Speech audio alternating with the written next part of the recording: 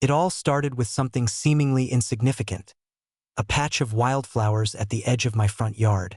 The Homeowners Association prided itself on uniformity, with identical manicured lawns stretching down every street like an endless green carpet. The neatness was supposedly the hallmark of the neighborhood, but to me, it felt like living in a plastic diorama. I had always enjoyed a touch of chaos, the subtle rebellion of colors and textures. My wildflowers were harmless, beautiful, and completely natural, and yet, one morning, I found a bright yellow letter taped to my front door.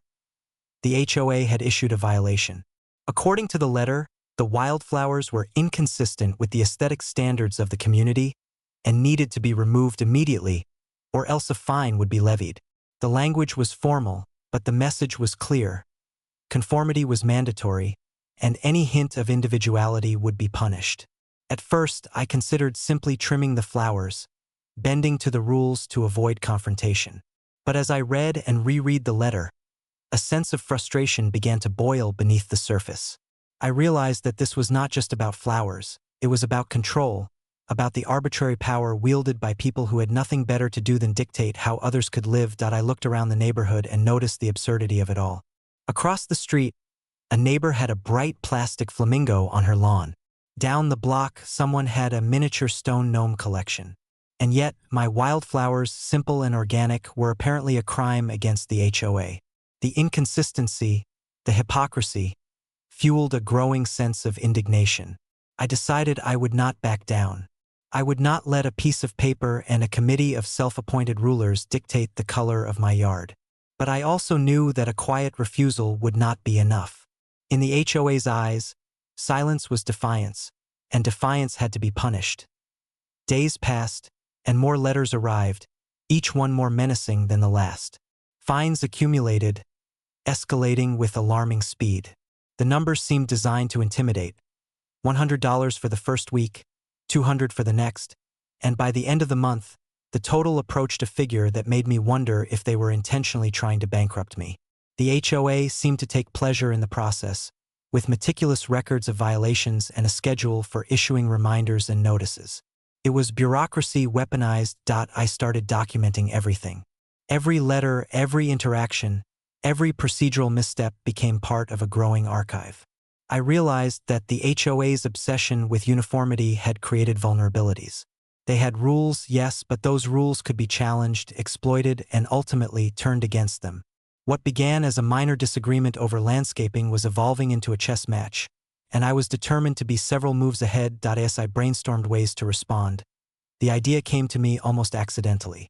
I wanted a solution that was absurd, dramatic, and undeniably public. Something that would not only comply with the law but also expose the ridiculousness of the HOA's tyranny. I wanted to create a spectacle that would turn their obsession with rules back on them, a form of poetic justice that would be impossible to ignore.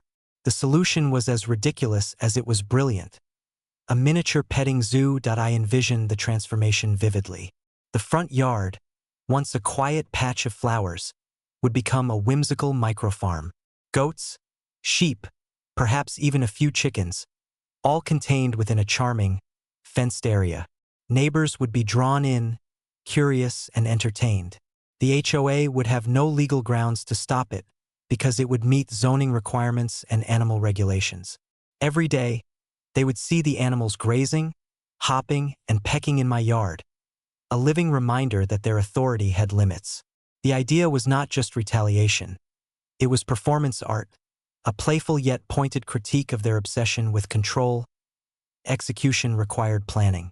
I researched local ordinances, ensuring that every animal would be within legal limits. I reached out to local farms and breeders, arranging for a small selection of livestock. I measured the yard, designed enclosures, and considered the logistics of feed, water, and shelter. It had to be flawless. Any mistake would give the HOA an excuse to intervene. But that meticulous planning was part of the satisfaction, the knowledge that I was preparing a scenario in which they could do nothing but watch. Finally, the day arrived. The first delivery of animals came in the early morning. A pair of baby goats, wide-eyed and inquisitive, pranced into the yard, followed by a small flock of fluffy chicks. Their innocent presence was a stark contrast to the rigid, rule-bound bureaucracy that had tormented me for weeks. I installed charming little fences, arranged signs, and ensured the animals had safe, comfortable spaces. By mid-morning, the yard had been transformed into a lively, colorful spectacle. The smell of hay and the soft sounds of bleating and chirping created an atmosphere of playful rebellion. By the time the HOA board members arrived later that day, with clipboards and stern expressions, the scene was complete. They stopped at the edge of my property, blinking at the living tableau before them. The sight was disarming. Here were the animals, safe and healthy, contained perfectly within a legal and aesthetically pleasing setup. The wildflowers, once the source of their ire, now harmonized with the miniature farm, creating a scene so charming that it was almost impossible to criticize without seeming petty. For the first time, I felt a surge of empowerment. The letters, the fines, the threats, they had all been neutralized by creativity, law, and a willingness to embrace absurdity. I had turned the confrontation into a spectacle that the HOA could not control. And yet, I knew this was only the beginning. Their egos would not allow them to quietly accept defeat. The petting zoo was my first move, a statement of intent. What would happen next would determine whether this minor landscaping dispute would escalate into a full-blown neighborhood legend. As the sun set behind the fences and the animals settled into their enclosures, I stood back and surveyed the scene. The yard was alive, chaotic in the most charming way, and utterly immune to the petty complaints of the HOA. The stage was set, the animals were ready, and the HOA had no idea what was coming. The quiet anticipation hung in the air like a charged wire. The next chapter of this saga was about to begin, and I knew that every step forward would be watched, analyzed, and documented by both sides. What started as a simple dispute over flowers had become a full-scale theater of revenge, with animals as unwitting actors and the HOA as the audience. The morning after the petting zoo was installed, the neighborhood was buzzing. Word traveled fast, faster than any HOA memo could hope to circulate. Cars slowed to a crawl as neighbors craned their necks to catch a glimpse of my front yard transformed into a miniature farm. Children pointed excitedly at the baby goats prancing near the fence, while adults exchanged whispers of disbelief. Social media posts appeared within hours. Photos, videos, and live streams, all tagging the HOA and documenting what was now being called the Goat Rebellion. The spectacle had gone viral even before the HOA had time to react. And react they did. Within the first hour, a flurry of emails and letters hit my inbox. The tone was formal, but the content revealed a growing panic. The HOA cited regulations about property use, animal containment, and aesthetic consistency, as if any of these rules could justify removing goats from a perfectly legal yard. Every word dripped with frustration, the collective ego of the board unable to reconcile with the absurdity they were witnessing. It was clear that they were unprepared for this level of defiance. I knew the letters wouldn't stop there. HOA boards rarely accept defeat gracefully, especially when one homeowner dared to turn their rules into a spectacle. They would escalate, and when they did, I had to be ready. I spent the day fortifying the enclosures, adding whimsical touches that made the zoo not only functional but visually appealing. Miniature signs announced the names of the animals, and a small pathway allowed neighbors to safely walk past the enclosures and interact with the creatures from a distance. What began as retaliation against petty fines had evolved into a community event, a celebration of absurdity, lawfulness, and, most importantly, resistance. The first official visit from the HOA board was nothing short of cinematic. They arrived in a caravan of SUVs, clipboards in hand, faces set in expressions that ranged from mild irritation to barely concealed outrage. They circled the property, murmuring among themselves, taking notes on every detail. The goats bleated in harmony, the chicks scattered underfoot, and the entire scene resembled a staged rebellion that they could neither punish nor ignore. They tried to cite every regulation they could think of, but with zoning laws, animal safety regulations, and my meticulous documentation in place, each argument collapsed under the weight of legality. Their frustration became palpable as the minutes stretched into an hour. A few board members attempted to take photos for evidence, perhaps hoping to build a case later, but the neighborhood had already become an army of witnesses.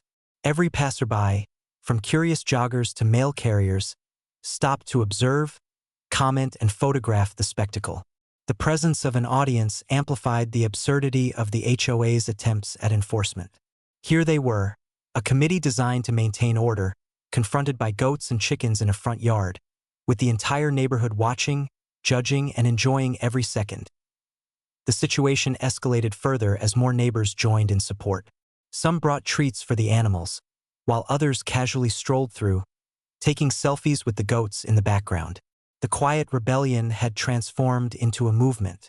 The HOA's attempts at intimidation were rendered ineffective by public attention and the undeniable charm of a well-maintained petting zoo.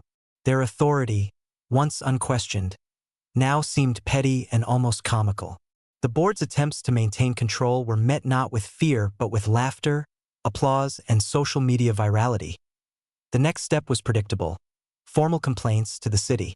Within a few days, representatives arrived to inspect the property, scrutinizing permits and regulations. Every detail had been anticipated. The enclosures met safety standards, the animals were legally documented, and the layout adhered to every local ordinance. The inspectors left, shaking their heads with bemusement, unable to issue a violation.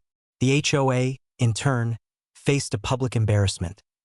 They had tried to enforce rules, but the law and the cleverness of one determined homeowner had outmaneuvered them at every turn as the week progressed.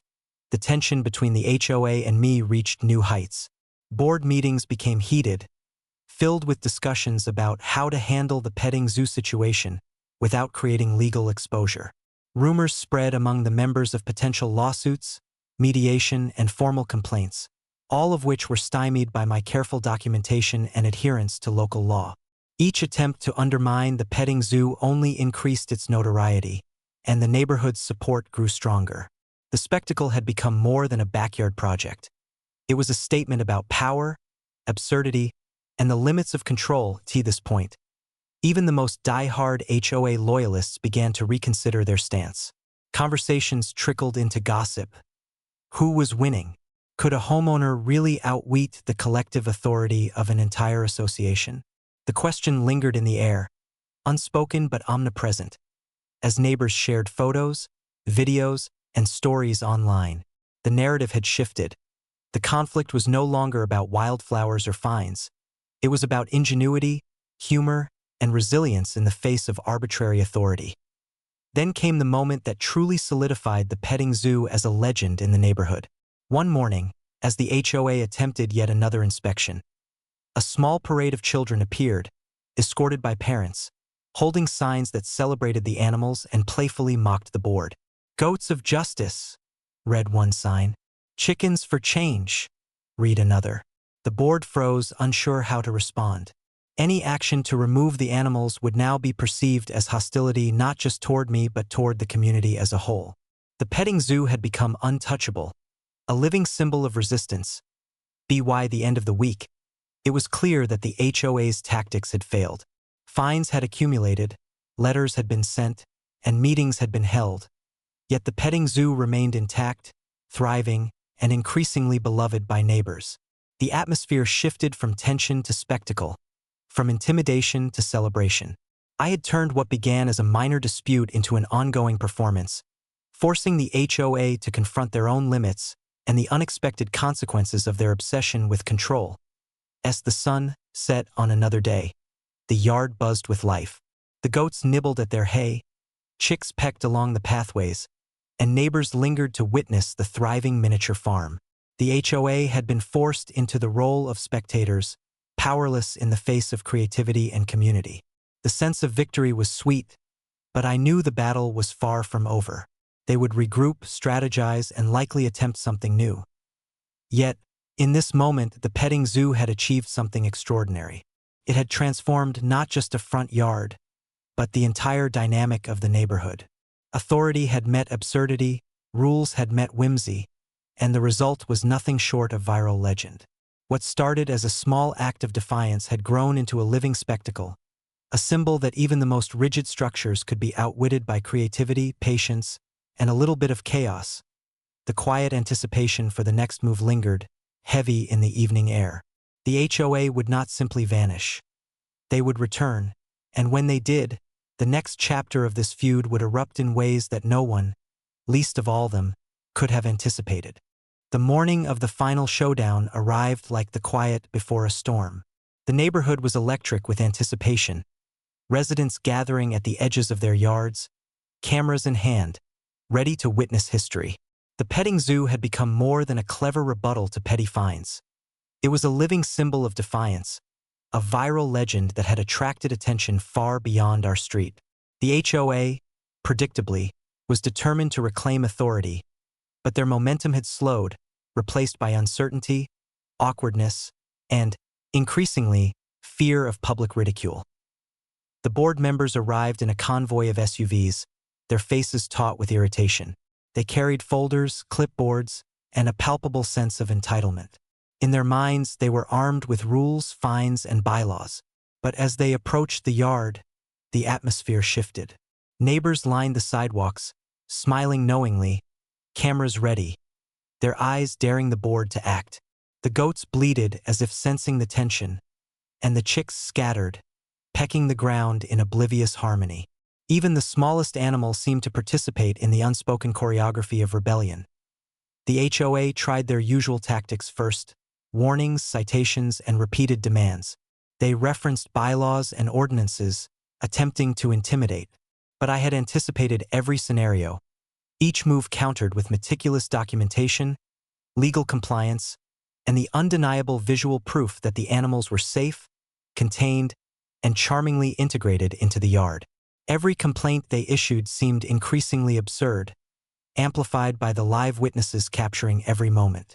A sense of helplessness began to creep into the board members' expressions, a sensation they were unaccustomed to, and one I relished quietly. Neighbors began to participate more boldly. Children, armed with hand-painted signs declaring "Goats of Justice" and "Chickens for Freedom," marched past the yard. Adults stood along sidewalks, cameras raised, recording the board's futile attempts to enforce their authority. It became clear: the petting zoo was no longer just a yard, it was a movement. The entire street had become a stage, and the HOA had been forced into the role of unwilling performers in a scene they could not control. The board regrouped, whispering furiously among themselves.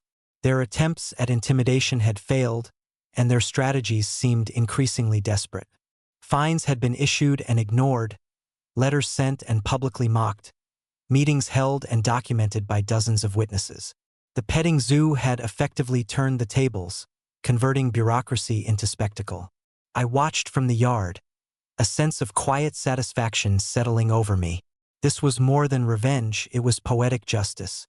The animals, oblivious to the political theater unfolding around them, grazed and hopped, blissfully unconcerned with the chaos their presence had created. As the hours passed, the board's desperation intensified. One member suggested forcibly removing the animals, but the presence of neighbors and the legal safeguards I had meticulously arranged made such a move impossible without risking serious legal and public backlash. Another proposed issuing a public notice condemning the petting zoo, but with cameras rolling and social media already buzzing with footage, the idea dissolved into embarrassment. The HOA had created rules to maintain order, yet the rules had been weaponized against them, turning their authority into a spectacle of absurdity. Then came the turning point. A journalist from a local paper, alerted by social media posts, arrived on the scene. Cameras, interviews, and photos turned the front yard into a live news stage. The story of a homeowner outsmarting an overzealous HOA quickly spread across the city. The headlines practically wrote themselves: "Neighborhood goats outwit HOA," "Petting zoo rebellion captivates community," "Animals of justice," "One yard versus bureaucracy."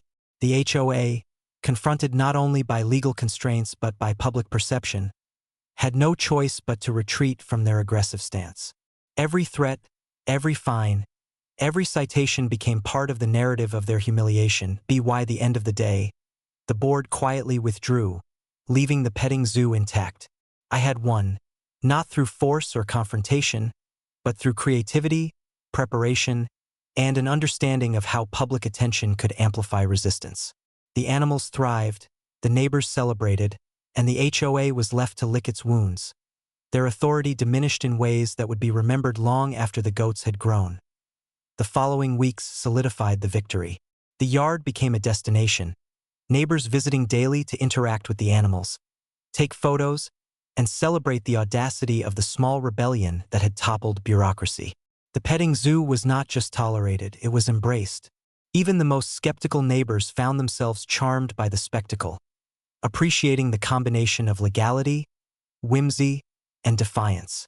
What had begun as a minor dispute over landscaping had transformed into a community phenomenon. The HOA's attempts at retaliation continued in small, impotent ways. Letters were sent, meetings convened, and discussions of new regulations were held. But with every action, the petting zoo's legend grew.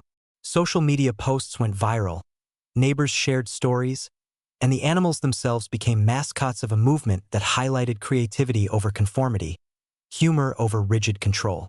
The HOA had been forced to confront a reality they had never anticipated.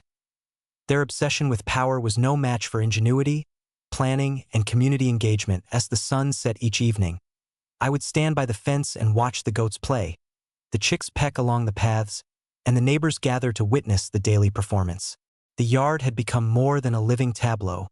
It was a monument to resistance, a symbol of the absurdity of unchecked authority, and a testament to the power of creative retaliation. The HOA had been humbled, their attempts to control the street neutralized by a combination of law, whimsy, and public spectacle. In the end, the story of the petting zoo spread far beyond our neighborhood. Videos went viral, articles chronicled the saga, and the term animals of justice became synonymous with standing up to petty authority in the most creative way possible. The HOA, though still functional, would forever be remembered as the organization outsmarted by goats, chickens, and a determined homeowner unwilling to surrender a patch of flowers or their sense of autonomy. The final lesson was clear. Bureaucracy can be persistent, rules can be oppressive, and fines can be threatening, but creativity, legality, and community support are forces that even the most overzealous HOA cannot overcome. The petting zoo remained, a permanent, living reminder that sometimes the most effective form of revenge is not confrontation, but imagination brought to life.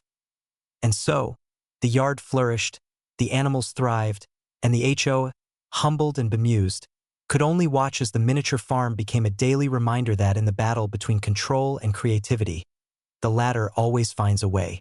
The animals of justice had claimed victory, not with violence, not with aggression, but with a quiet, unstoppable charm that transformed a neighborhood and inspired a legend that would be told for years to come.